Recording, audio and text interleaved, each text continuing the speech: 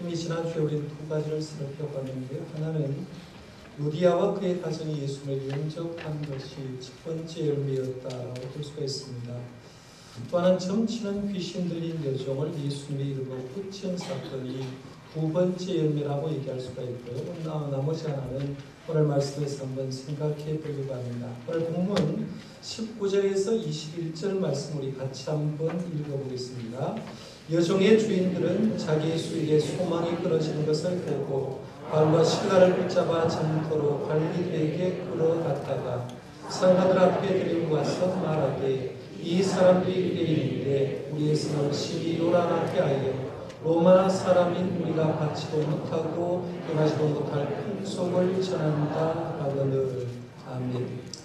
귀신 들린 여종을 통해서 돈을 벌었던 주인들이 귀신 들린 여종에서 귀신이 쫓아나가고 정상적인 사람으로 고침받자 사도 바울과 실라를 고발했다라고 얘기합니다.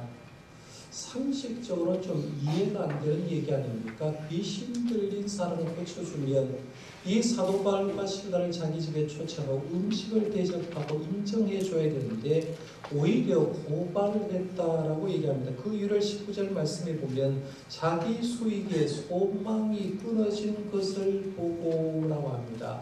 우리에게 수익이 끊어졌다라고 하는데요. 예나 지금이나 대부분의 사람들의 관심은 어디에 있냐면 돈에 있는 걸 봅니다. 여러분이 하는 얘기들, 여러분이 살면서 어떤 것을 추구할 때 어떤 것을 추구하는 모든 것들이 사실은 돈 때문에 일하고 돈 때문에 얘기를 하고 돈 때문에 모든 것을 움직일 때가 많은데 이 여종의 주인들도 돈에 관심이 많으니까 여종이 정상으로 돌아오는 것에는 관심이 없고 이 사람 때문에 돈 버는데 돈을 벌지 못하자 이것을 고쳤던 바울과 실라를 고발했다라고 얘기합니다.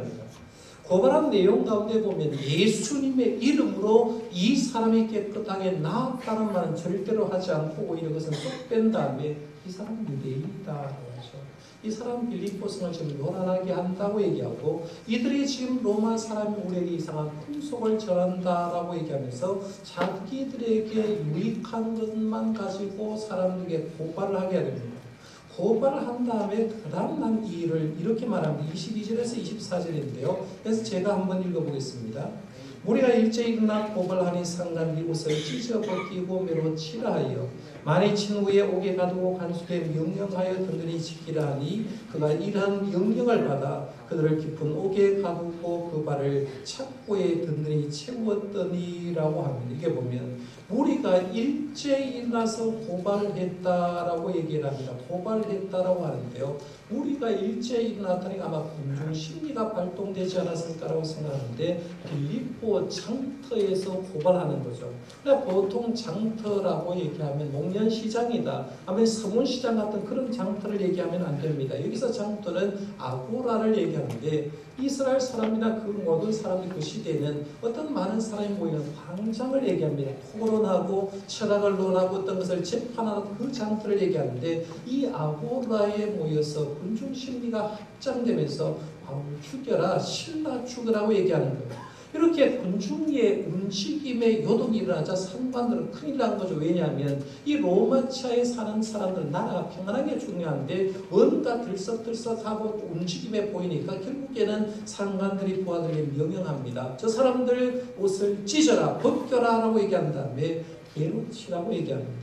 사도 바울과 실라는 아마 이때에도 39대 태형을 맞았으라고 추정합니다. 고린도후서 11장 24절에 보면 40에 하나 남은 매를 5번 맞았다고 하거든요. 선교행하면서 39대 태형을 내가 5번 맞았다고 얘기하는데 그 중 한 곳에 맞은 것이 어디냐 했을 때 아마 빌립보에서도 39대 태형을 맞았을 거라고 추정합니다. 39대 태형. 우리는요 그냥 39대 태형 맞았다고 말로만 하기 때문에 그렇습니다만 태형을 맞았던 사람의 입장에서 한번 생각해 보는 거죠.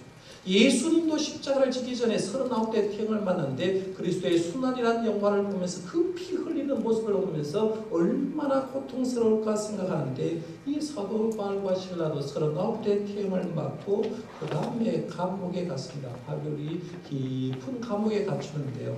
바울이 갇힌 빌립보 감옥, 지금도 빌립보에 여행을 하면 여기가 사도 바울이 갇혔던 감옥입니다 라고 와서 성지 순례를 하는 곳이 바로 여기인데 아마 이 돌로 된 그 앞에 깊이 내려가면 지하로 빌립보 감옥에 사도 바울이 갇혔다라고 얘기를 합니다. 갇혔는데 그냥 자유형으로 갇힌 게 아니라 24절 하반절인 대로 발의 착고에 든든히 채웠다라고, 그 발을 착고에 든든히 채웠다고 하는데요. 발의 착고를 든든히 채웠다라고 얘기하는 걸 기준해서 그림을 그려보니까 이렇게 그림을 그릴 수 있다는 거죠. 바울과 실라가 발의 착고에 차여서 있는데 사실은 학자들이 연구를 해보면 발에만 착고를 채운 게 아니라는 거예요. 우리나라도 옛날 사극에 보면 어떤 중재인이 나무 판때기로 착 해서 목만 딱 내고 그 감옥소에 들어가 있는 장면 보잖아요. 그거와 똑같다는 거죠. 이 바울과 실라는 발에만 착고를 채우신 게 아니라 5 부분을 착고로 채웠다, 나무판으로 묶었다고 생각하는데 목도 묶었다고 생각하는 거예요. 팔목도 묶었다고 얘기를 합니다. 그리고 발목도 묶여서 5 부분을 다 발로 묶어서 착고에 채웠다, 그렇게 볼 수가 있죠. 그래서 그렇게 감옥에 있다라고 했는데요. 여기까지 내용을 가만히 생각해보면 좀 의문점이 하나가 있어요. 바울과 실라는 여주인이 고발할 때, 상관들이 옷을 벗기고 매라고 치라고 할 때, 그리고 실제적으로 39대의 매를 맞을 때 사도 바울은 아무 얘기를 안 하더라는 거죠. 한번 생각해봐요. 바울과 실라가 매를 맞을 때 왜 때려? 라고 얘기할 수가 있죠. 난 무지하니까 왜 나를 때리냐고, 좀 알아보고 좀 때리라고, 얘기 좀 해보자고, 재판장 한번 만나보자, 나 왜 재판도 못 받고 받을 수 있는, 이렇게 맞을 수 있냐, 그리고 이 빌립보의 시장 한번 만나보자 라고 말하면서 자기의 애매한 고난을 충분히 얘기할 수가 있는데 빌립보 감옥에 들어와서 있을 때까지 그 얘기를 하는 장면이 하나도 없다는 거죠. 온유와 겸손한 가운데 그 모든 것을 수용하는 걸 봅니다. 베드로전서 2장 19절에 보면 이런 말씀이 있거든요. 부당하게 고난을 받아도 하나님을 생각함으로 슬픔을 참으면 이는 아름다우나라고 했어요. 성도의 성품 가운데 좋은 성품이 뭐냐면 예수님을 증거하다가 복음을 전하다가 하나님을 믿다가 부당하게 고난을 받아도 하나님을 생각함으로 슬픔을 참는 것이 참 아름답다라고 얘기합니다. 어쩌면 우리가 믿거든요. 예수님도 그런 분 아니겠습니까? 예수님 아무 죄가 없으셨죠. 그런데 대제사장이 고발했습니다. 총독 빌라도가 사형 언도를 내립니다. 주님도 아무 죄가 없는데 39대 태형 맞았잖아요. 빌립보 빌라도의 관장에서 39대 태형을 맞았습니다. 그리고 그 무거운 십자가를 지고 그 빌라 돌로로사 글을 걸으면서 하나님 앞에서 그 무거운 짐을 가지고 12번 실려서 십자가 골고다 언덕까지 갔습니다. 십자가에 달리셔서 그 어려운 시간 6시간을 보내면서 주님의 입에는 한 번도 자기를 때리는 사람에게 항변하지 않았습니다. 자신에게 부당한 고통을 하나님을 생각함으로 참았더니만 거기에서 구원의 길이 열렸다 하는 걸 봅니다. 우리가 신앙생활하면서도 마찬가지죠. 세상을 살다 보면 애매한 고난당할 때가 많아요. 특별히 교회 생활할 때도 마찬가지. 우리 예수 믿는 구원의 공동체 다 하나님을 믿는 사람이라고 얘기하지만 나는 아무 잘못이 없는데 나를 향하여 애매한 고난으로 모함할 때가 있다는 거죠. 그때 어떤 사람은 좀 성격 급하면 그것을 좀 찾아보려고 합니다. 누가 날 이렇게 괴롭히냐고, 나 아무 죄가 없는데 하면서 자기를 항변하려고 하는데 가장 아름다운 신앙의 모습은 뭐냐면 부당하게 고난을 받아도 하나님을 생각함으로 참는 것이 자신의 신앙의 유의라는 거죠. 그러니까 우리가 신앙생활과 시간한 것이 있으면요, 예수님 때문에, 교회를 위한 것 때문에 참는 고난이라면 참을 수 있는 여러분들 되시기를 바랍니다. 이게 신앙의 덕목인 거예요. 그러면 투성이가 된 채 감옥에 가 있는 바울과 실라가 과연 어떤 모습을 하고 있는가를 좀 생각해 보려고 하는데 한번 감옥 안에 들어가고 있습니다.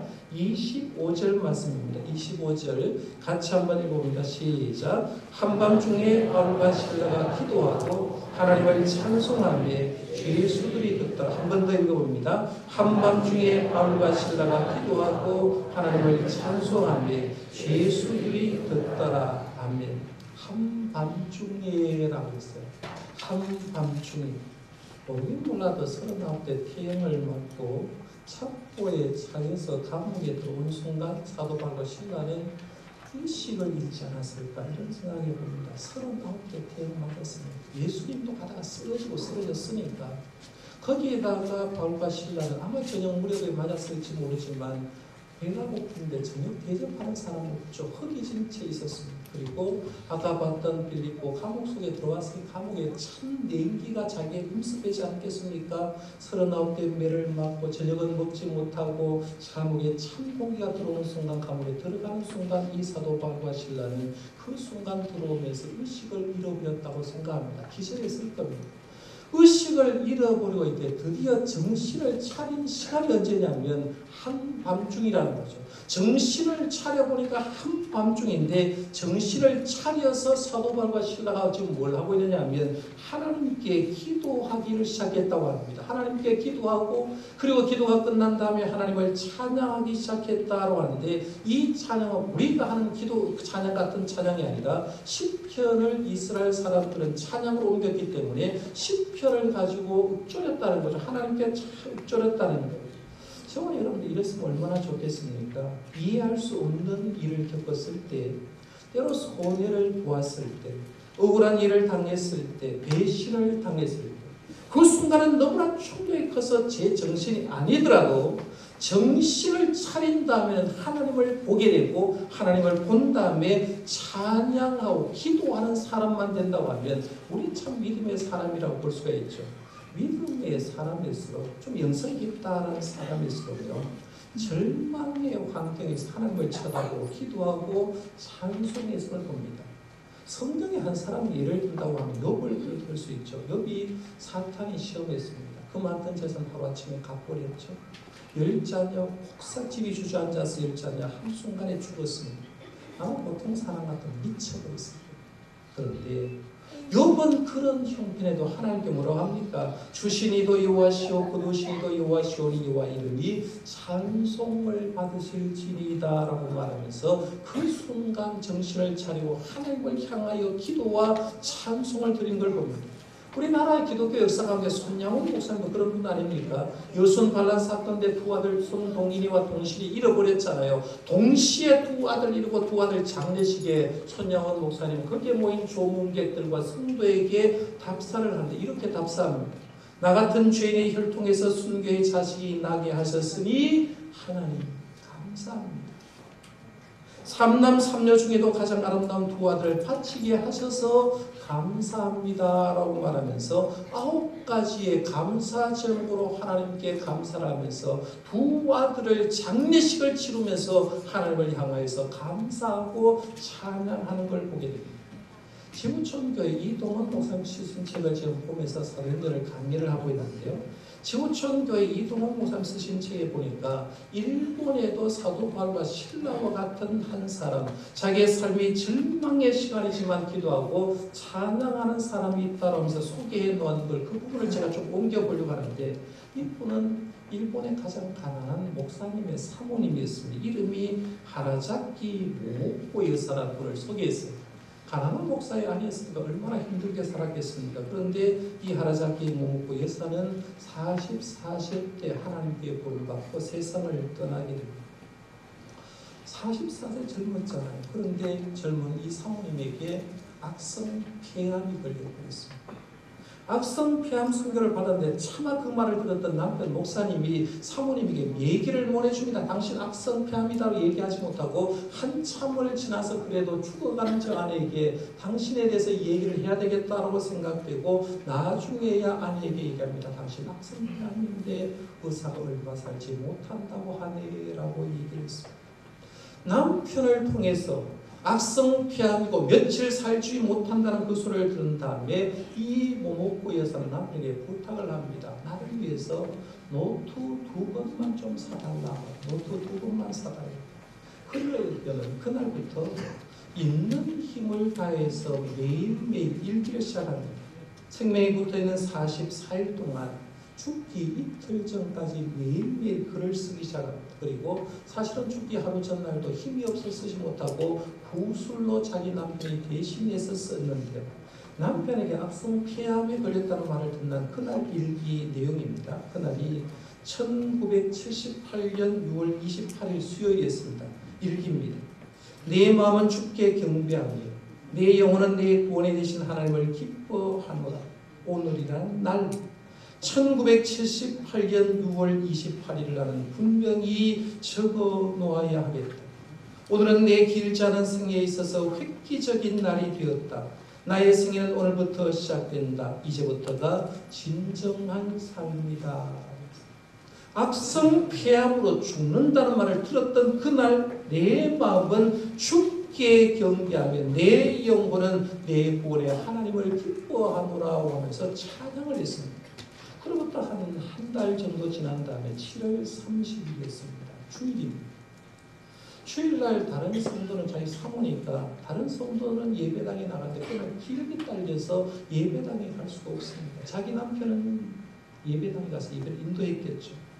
교회에서 예배를 인도하는 남편 그리고 교회에서 예배를 드리는 성도님을 생각하면서 병실에서 다음과 같은 시 한 편을 그 노트에 적게 됩니다. 시 내용이 이렇습니다. 내 신음이여 내 찬미의 노래가 되어라. 내 괴로운 숨결이여 내 신앙의 고백이 되어라. 내 눈물이여 내 노래가 되어라. 주님을 찬양하는 내 노래가 되어라. 내 병든 육체에서 나오는 모든 숨결이여 호흡의 곤란이 기침이여 주님을 찬양하여라.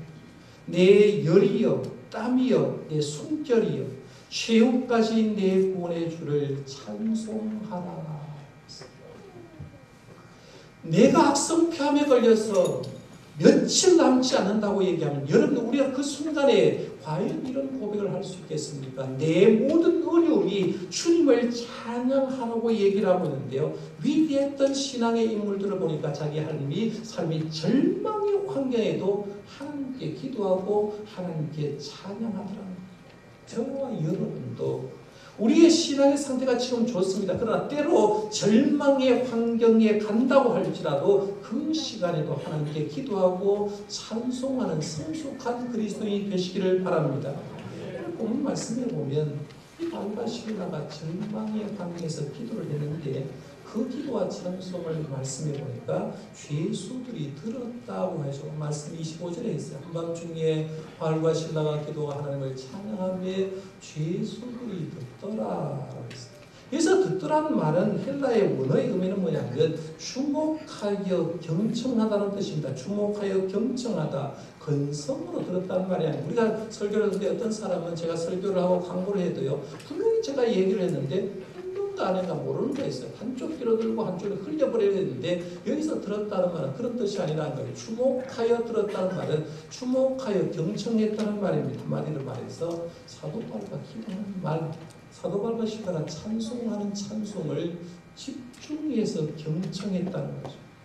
왜 사도 바울과 실라의 기도의 찬송을 옆에 있는 제수만 경청한 게 아니라는 거죠. 이 찬양을 이 기도를 하나님도 주목하여 경청하기 시작했고 그 하나님께서 그의 기도와 찬송을 들으시고 드디어 사도 바울과 실라를 위해서 기적을 베푸기를 시작합니다. 그게 26절 말씀입니다. 26절에 보면 이해라고 했죠. 이해.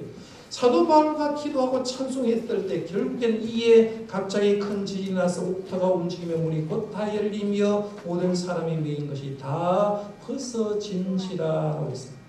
사도행전 12장에서 우리 비슷한 이적을 이미 생각했습니다. 그렇죠? 야고보 사도가 순교하고 베드로 사도를 잡아서 사내들을 통해서 죽이려고 감옥에 쳐넣어버렸습니다. 베드로 사도가 순교하는 것은 예루살렘 교회 침략합니다. 예루살렘에 있는 교인들이 마가의 다락방에 모여서 사도 바울이 베드로를 살려달라고 간절히 하나님께 기도했더니만 하나님께서 그 밤에 그 기도를 들으시고 죽기 전날 밤에 천사를 보내주었지 않습니까? 천사를 그 감옥에 보내줬는데 천사가 가서 사도 바울을 깨우니까 깨우는 순간에 사도 베드로에 묶어있던 쇠사슬이 풀어졌다.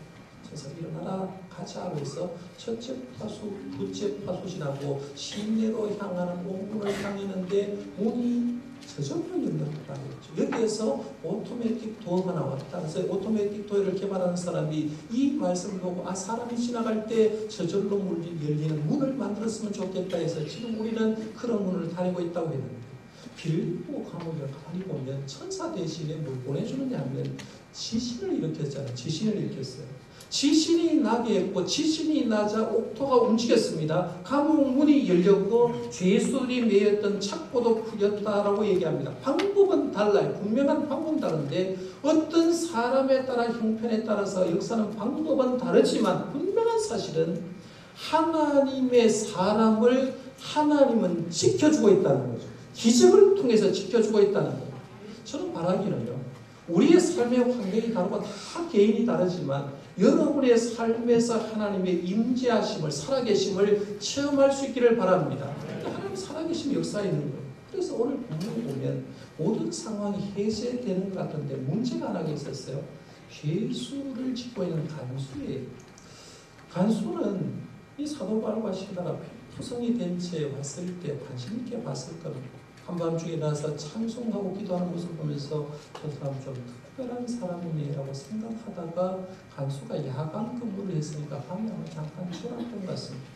잠깐 잠이 들었는데 지진이 나니까 그 순간 정신을 차려보는 거죠. 우리는 경주 지진, 포항 지진을 통해서 지진이 어떤 건가 이미 겪어봤습니다. 밤에 자다가도 조금만 흔들리니까 지진이다 라고 하면서 흔들림을 했어요. 어지간하게 밀어난 사람 아니면 새벽녘에 지진이 나도 지진 났다고 얘기하면서 굉장히 겁을 먹었을 겁니다. 아마 이 간수도 마찬가지입니다. 지진이 나니까 흔들리니까 정신을 찾아 눈을 딱 봤는데 문제가 생긴 거죠. 감옥이 열려버리고 아무 생각 없이 큰일 났구나. 죄사들이 다 탈출했구나 생각하면서 자기가 칼을 빼서 자결을 하고 있습니다. 왜냐하면 로마법에 보면 죄수가 탈옥하게 된 그 책임을 간수가 죄수를 지키는 간수가 책임을 지고 있기 때문에 몇 사람이라도 도망가면 그 책임 자기가 물어야 되기 때문에 어차피 죽은 인생 자결을 해야 되겠다고 생각하고 자결을 하려고 했습니다. 자결을 하려고 간수가 마음 먹고 자결하는 순간에 사도 바울과 시라가 큰 소리를 지면서 막았습니다. 우리 다 여기 있다는 거예요. 몸을 상하게 하지 말라고 얘기합니다. 그 말을 따르면 정신을 번쩍 차린 간수는 등불을 들고 감옥 안에 들어가고 어떻게 된 셈인지 창고는 다 풀려있는데 죄수가 다 그 자리에 있는 거죠. 그러니까 간수가 이런 생각을 하고 있죠. 도대체 뭐야? 사람은 사람인데 저 사람이 보통 사람처럼 안 보이는 겁니다. 그러니까 경건한 두려움을 갖고 이 사도 바울과 실라를 감옥에 나온 다음에 질문 하나 던집니다. 30절 말씀이죠. 선생님들이여 내가 어떻게 하여야 구원을 받으릴까라고 질문을 던지는 거죠. 왜냐하면 이 사람들이 보통 사람처럼 안 보였기 때문에 이 사람들은 감옥문이 열렸는데 도망가지 않았기 때문에 경건한 두려움을 느끼면서 질문 던집니다. 선생님 어떻게 하여야 내가 구원을 얻으릴까라고 물었어요. 그때 사도 바울이 그들에게 대답합니다. 우리가 전도할 때 쓰는 유명한 말이죠. 전도지에 꼭 들어가는 말, 이 말로 답을 합니다. 그게 31절 말씀이죠. 같이 한번 읽어볼까요? 시작. 주 예수를 믿으라. 그리하면 너와 네 집이 구원을 받으리라. 사도 바울의 답은 이런 겁니다. 주 예수를 믿으라. 그리하면 너와 네 집이 구원을 받는다. 자동적으로 내 집이 구원받는다는 말이 아니에요. 너가 먼저 구원받고 바르게 생활하게 되면 너로 통해서 집안이 구원받는다고 얘기하는데요. 이 말을 문맥상으로 흐름으로 하면 이렇게 대답할 수가 있죠. 네가 지금까지는 간수로 로마 황제를 섬겨왔다. 세속적으로 로마 황제를 향해 충성을 다하고 있지만 이제는 생각 바꿔라는 거죠. 이제는 영적으로 그리스도의 왕권을 인정하고 주 예수를 주님으로 고백하고 그를 왕으로 인정하라는 거죠. 이게 믿음이라는 얘기입니다. 지금까지 우상 섬겨왔고 돈 섬겨왔고 명예 섬겨왔고 세상 섬겨왔지만 네 양심 깊은 곳에서 이제는 예수님을 섬겨라. 예수님을 왕으로 모셔라. 그게 바로 믿음이라는 거예요. 그러면 예수님을 네 믿음으로 섬기고 왕으로 섬기면 예수님 통해서 너는 구원받고 너의 집안도 구원받게 된다고 얘기합니다. 그리고 이어서 이 간수와 그 집 사람에게 복음을 위해서 전합니다. 간수가 복음을 듣고 그 자리에서 예수를 구주로 영접하게 됩니다. 영접한 후에 바울과 실라를 데려다가 맞은 자리를 씻겨주고 그리고 간수를 포함해서 온 가족이 세례를 받게 됩니다. 그리고 나서 34절 이렇게 말합니다. 34절 보세요. 그들을 데리고 자기 집에 올라가서 음식을 차려주고 그와 온 집안이 하나님을 믿음으로 크게 기뻐하니라 했는데 지난 시간에 생각한 루디아도 자기가 예수를 믿고 나니까 사도 바울이 한 말이 나를 예수 믿는 자로 알거든 주 믿는 자로 알거든 다른 데 가지 말고 우리 집에 와서 무교하라고 했다는 거죠. 예수를 진짜 믿는 사람에게는 역사가 일어나는데 그런 반응이 지금 간수에게도 일어나는 거죠. 간수가 그 얘기를 하는 거죠. 그들을 데리고 사도 바울과 실라를 데리고 어디 갔어요? 자기 집에 갔습니다. 그리고 첫 번째로 한 게 음식을 차려줬다는 거죠. 이건 그냥 얘기 아니라 지난주에도 제가 말씀드렸어요. 예수 믿어도 하나님과 교회를 위해서 주의 종을 위해서 일평생 하나 돈 못 쓰는 사람이 있다. 그 사람이 예수 믿는다고 하지만 진짜로 예수 믿는 게 아니라는 거예요. 왜냐하면 내가 하나님께 은혜를 받으면 하나님 위해서 하고 싶거든요. 내가 하나님께 은혜를 받으면 교회를 위해서 하고 싶어요. 내가 은혜를 받고 싶은 주의 종에게 밥 한 그릇도 사고 싶어요. 그런데 그게 없는다면 아직도 나는 구원이 제대로 뭔지 모른다는 거예요. 근데 루디아도 예수를 믿고 나니까 자기 집을 교회로 제공해 주었어요. 오늘 말씀해 보면 간수도 이 사도 바울과 실라를 데려다가 그 집에 올라가서 음식을 차려줬다는 거예요. 예수 믿는 흔적을 지금 보여주는 거예요. 그 다음에 말씀해 보면 그들이 구원받은 것이 주의 종에게는 기쁨이 되었다고 했죠. 34절에 보면 그와 온 집안이 하나님을 믿음으로 크게 기뻐하니라고 했는데 이게 선물인 겁니다. 선물요. 선교사에게 제일 좋은 선물은 구원받은 것이 그게 선물이죠. 그러니까 사도 바울과 실라에게 우리가 선물이 되겠습니다 하면서 기쁨의 선물을 주는 걸 봅니다. 하나님 역사하니까 하룻밤 사이에 절망의 밤에 가정에 복음화가 쭉 일어났습니다. 그날 밤에 바로 새날이 왔어요. 밤에 지진 났잖아요. 어제 사도 바울과 실라를 때리려고 했던 그 상관들이 생각해 보는 거죠. 어제 분명히 내가 어떤 일을 했는데 하나님 앞에서 자기가 믿고 있는 신 앞에 너무 잘못된 거 아닌가. 그랬으니까 밤에 지진이 났잖아요. 그러니까 뭔가 깨름직하니까 자기 신하를 시켜서 감옥에 가두었던 사도 바울과 실라를 풀어주라고 석방 명령을 내립니다. 석방 명령을 받은 부하가 간수에게 와서 바울과 실라를 풀어주라고 명령 떨어졌습니다라고 하니까 간수가 예수를 영접한 다음에 바울과 실라에게 평안히 가십시오. 이제 석방되었습니다라고 얘기합니다. 그때서야 사도 바울이 이런 얘기합니다. 나 보통 사람 아니야. 말한다고 갈 사람 아니야. 나 누군지 알아? 나 로마 시민권자야 라고 얘기합니다. 애매하게 맞을 때는 아무 소리 안 했다고 했어요. 그렇죠? 그런데 왜? 모든 상황이 종료되고 석방이 떨어졌는데 그때서야 나는 보통 사람 아니야. 나는 로마 시민권자야 라고 얘기했을까요? 이유가 있습니다. 다 생각할 수는 없지만 로마 시민권이 얼마나 파워가 있는 것은 다음에 한번 생각하기로 하고요. 바울이 로마 시민권자를 마지막에 밝힌 이유 세 가지를 얘기하면 첫 번째는 간수의 믿음을 굳건하게 하기 위해서입니다. 간수에게 복음을 전한 사람은 보통 사람이 아니라는 거예요. 로마 시민권을 가지고 있는 사람이 전했다는 거죠. 굉장히 중요한 부분입니다. 두 번째는 중간 역할을 했던 행정관을 예수 믿게 하기 위해서 내가 보통 사람 아니야. 나 로마 시민권자야 하면서 중간에 온 사람을 예수 믿게 하기 위해서 결정적으로 시민권을 밝힌 이유는 빌립보 교회를 당시의 상관들이나 그 집단에서 건드리지 못하게 하고 든든히 서게 하기 위함입니다. 내가 지금 로마 시민권자인데 너희들이 무지한 나를 때렸다. 그런데 지금 너희들이 만약에 빌립보 교회를 건드리면 나는 너희들을 고발해버리겠다. 라고 하는 무언의 압박이 들어있는 거죠. 그러니까 빌립보 교인들을 지키기 위해서 굳건하게 하고 그들의 믿음을 굳건히 서게 하기 위해서 마지막에 와서야 로마 시민권자임을 얘기하는 거죠. 처음에 자기가 로마 시민권자를 밝혔으면 이런 일은 벌어지지 않았겠죠. 빌립보 간수 구원도 못 했겠죠. 그러나 이런 일을 통해서 얘기를 하는 거죠. 바울이 로마 시민권자를 밝히자 사람들이 왔겠죠. 때렸으니까 와서 잘못했습니다. 용서를 구하고 정중하게 빌립보를 떠나달라고 부탁을 합니다. 그래서 그 부탁을 받고 떠납니다. 떠나면서 한 사역을 40절에 이렇게 말하죠.